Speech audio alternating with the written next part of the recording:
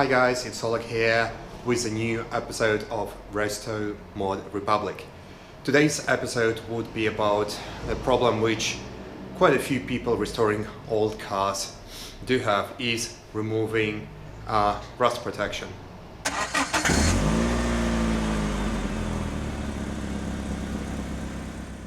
Quite a few old cars have been covered over the paint with this black mastic or tar or whatever has been used to protect them from rotting, and on the one hand it probably have done a good job in the long run, but now when it gets to grinding or welding or doing any work on the car, you come across two problems.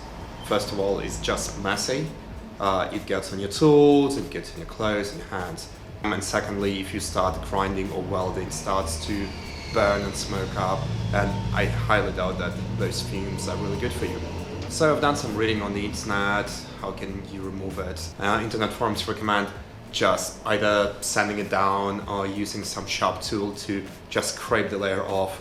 I don't want to go that drastic because I want to keep the original paint on, or as much of it as possible. So I'll go down the route of using some chemicals to do so.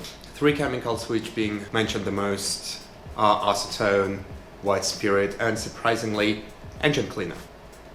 So what I will do during this video is try to use all three and share with you guys what works, what doesn't work. So while working on my battery relocation video, I had to clear up the engine bay, and I removed, or at least started removing, the battery tray. And the biggest problem was that during removal and grinding, the rust protection, this black tar thing, which you can see everywhere, started to bubble up and smoke. And I still have bits and pieces to remove here and here, and I think it's most likely being spot welded, so I need to clean it up to find the spot welds and drill them out. But going forward, I will do some more work on the radiator, thermostat and other bits and pieces, so I will need to remove this layer anyway, so I think that would be a great spot to work on. For the sake of the experiment, I decided to keep it highly scientific, so I used mask tape to create 4 squares so we can actually compare results from different sources. And at the last minute I decided to introduce another compound into mix. So the first one would be the usual home spirit, well, white spirit, something you can buy in any home improvement store. Next one is 99.5% acetone. Next one is WD-40 degreaser, one of the more expensive things in our comparison. And the final one is just usual engine cleaner. Again, I don't want to be too abrasive, so for the sake of the experiment I just use some paper towel. And just a gentle reminder when working on chemicals and solvent, always wear gloves.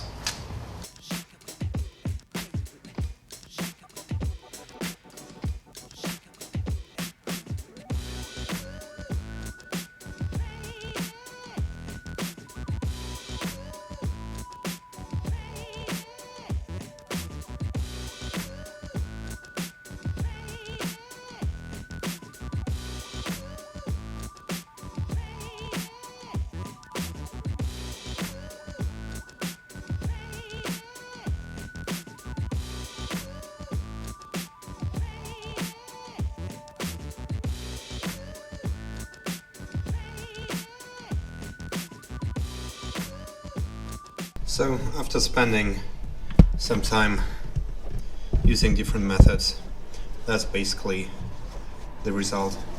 This one has been cleaned using usual cosmetic engine cleaner, and it's pretty much useless.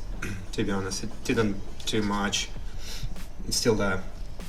Next one was the plastic greaser, the WD-40. It definitely contains some solvent, and you can see some of the layer being cleaned off, but I don't think it's aggressive enough. Next one was the acetone, and I think it done the job brilliantly. You can definitely see that it's removed quite a lot. On the other hand, it seems like it's removing paint very well as well, as you can expect. And this one is a white spirit. I think it's done a pretty good job as well. However, you can still see some oily parts here, so I don't think it's perfect. So I think I might just stick to acetone. So guys, after spending another hour and a bit behind the scene trying to remove the corrosion protection, I can tell you that it's an absolute nightmare. And even using chemicals, I don't think it's gonna work. So even though I didn't show it to you, you would have to resort to some kind of mechanical device to remove it.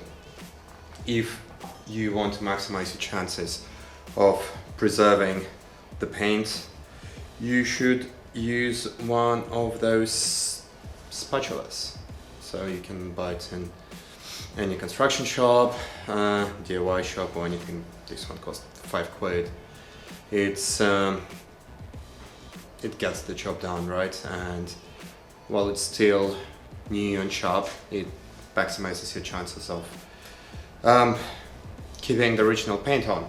Second one is Scotch-Brite.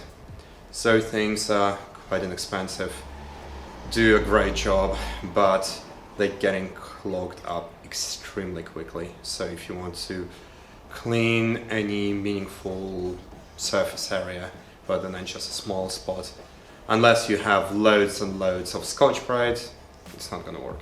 Although I love this thing, it's amazing. And the last but not least is something probably some of you used for rust removal, is a drill with some wire brush on top. This one is fairly soft, this one I think is made of brass.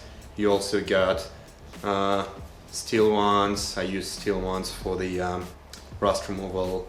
Brass one is a bit more gentle, but it still cuts through the paints. Even if you spend a lot of time working your way through the rust protectant with a spatula or Scotch-Brite or the wire brush, there is a chance you still will have quite a lot of residual protectant left. And as my initial test showed, I think your best chances of getting really clean surface for whatever you'd like to do with it is to finish it off with some acetone. Thank you for watching, guys. Hope it was helpful and it would save you some time and effort. In any case, please click subscribe button, like, comment below. I would love to hear from you, and look forward to delivering you some more episodes working on these car tips and tricks or some other vehicles. And see you soon.